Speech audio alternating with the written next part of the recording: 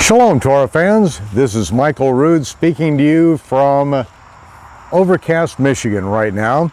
And I just got this in from the land of Israel. And I wanted to make you aware of some of the things that are going on over in the land of Israel right now.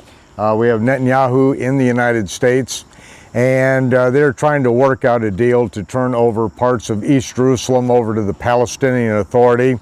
And this is part of the ongoing covenant with death.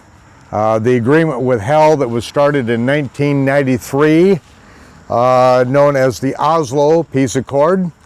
Oslo, which of course you know already, means toilet seat in Hebrew. And this is the peace accord that was supposed to be a 7-year plan beginning in 1993, Tishri 1. And that the Almighty said, of course, that He would annul their covenant with death, their agreement with hell, in which Israel's leaders would be wickedly against the covenant. And that is speaking of the covenant that the Almighty made with Abraham, that all the land from the Euphrates to the Nile belongs to the sons of Israel. When Israel's leaders went against that covenant, as Isaiah prophesied 2,500 years ago, and they decided that they would turn over part of that promised land to the enemy for the promise of peace by the world government, who made Israel a nation in one day. And according to the astronomically and agriculturally corrected biblical Hebrew calendar, they made the nation of Israel a nation in one day on the seventh Sabbath of the counting of the Omer. The following day was Shavuot. That's according to the biblical calendar. The rabbinic calendar was an entire month off that year. And of course, the pagan calendar that the Christian world has been using has never been on. It's never been anywhere near accurate. And so we never tell time by the pagan sun calendar of Rome that was adopted from Babylon. But we do see that Tishri 1, 1993, Israel entered into that covenant with death, that agreement with hell.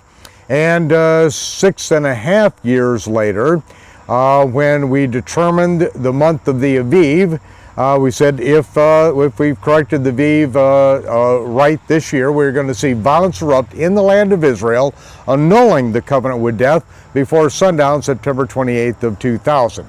And of course, we can look back in history now and see that is the day that Ariel Sharon, who at this point is still in a coma, Ariel Sharon, not yet prime minister, ascended the Temple Mount, and he opened the last day prophecy of Ezekiel. He began reading the prophecy of Ezekiel, and that's when the violence erupted, the bloodshed began. That started the second intifada that we are still in to this very day.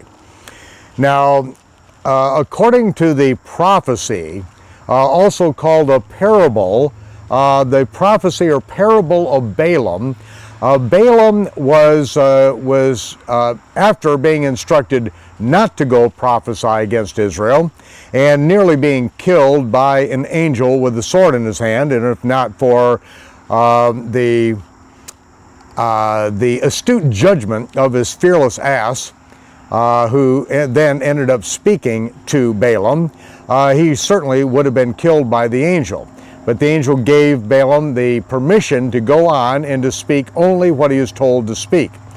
And so Balaam, on 3 separate occasions, was taken up to the summit of a mountain where Balak, the king of the Moabites, assembled all of the princes of the surrounding countries and all the kings and all the noblemen.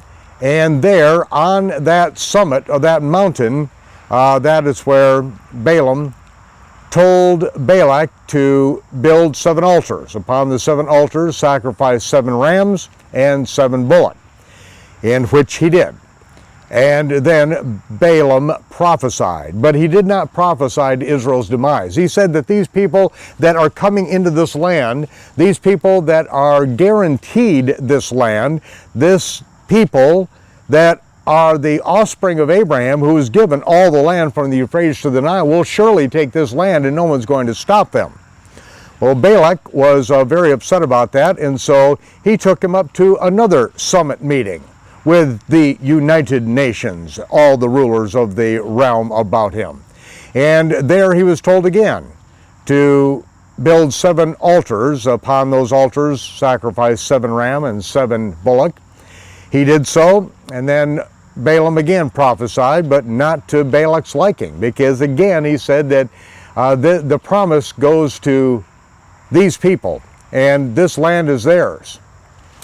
Balak was very upset at this point and took him up for a third summit meeting at the peak of a mountain, gathering the United Nations together, and made another request to Balaam, who said, okay, build me 7 altars.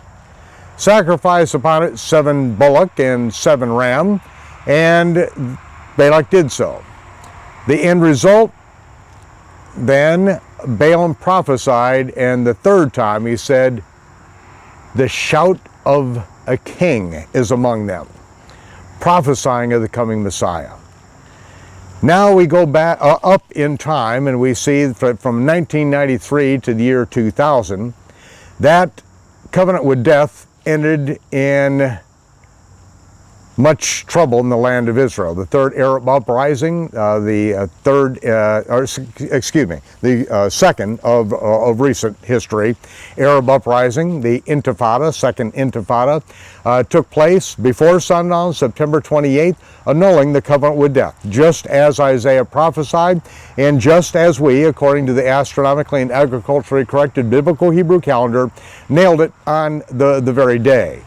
And so it was at that time that I said, this proves that the Almighty runs the universe according to His calendar and His time clock, and that He goes by the Aviv barley in the land of Israel, and He also goes by the sighting of the new moon in the land of Israel to determine His times and His seasons.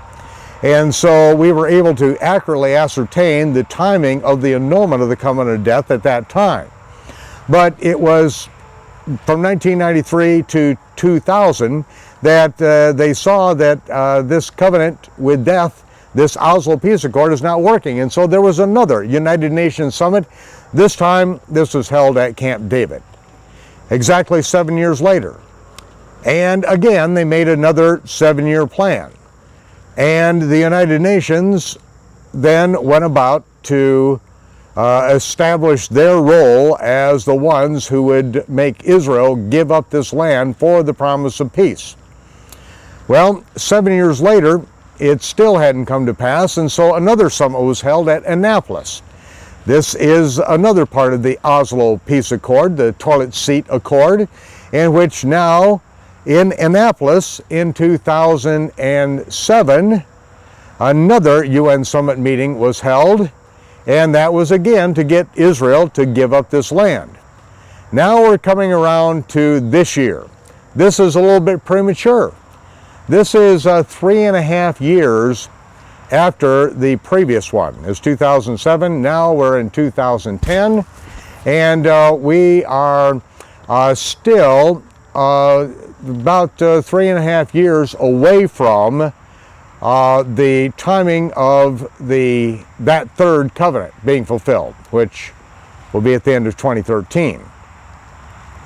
So here we are in time, and we see that Netanyahu is in Washington, D.C. They're trying to work out things, and a terrorist attack has happened in Hebron. And we just got word on this that while driving down the road, a husband and wife, 2 hitchhikers, were in the vehicle, and the driver was shot. And this comes very close to home, because I think that probably all of you saw the video that happened on the day that I was leaving Israel and I was shot. A bullet came into the windshield and was, in all accounts, anyone who knows anything about ballistics, it was a miraculous event in which the bullet was deflected, ripped the windshield up, sprayed the inside of the vehicle with glass, but did not come through, aimed dead at my chest. And this is, I made it out alive. But not so with what just happened near Hebron. The driver was shot, the car went off the road, and then the terrorist at point blank range came up and killed the others in the car. When the medical rescue workers got there, one of the medical rescue workers found that one of the people in the car was his pregnant wife.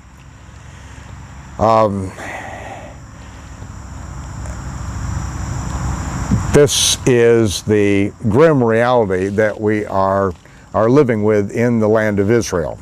And my wife just came out of Israel. She just came back. We got her out, and she's here with me. And this is where we're getting some of this information that's just coming out right now, that it was just handed to me. And I think it's time for us to just take a moment and go to the prophecy in the book of Daniel. Because Hal Lindsey wrote a brilliant book back in the late 60s, The Late Great Planet Earth. And this book was a provision for many.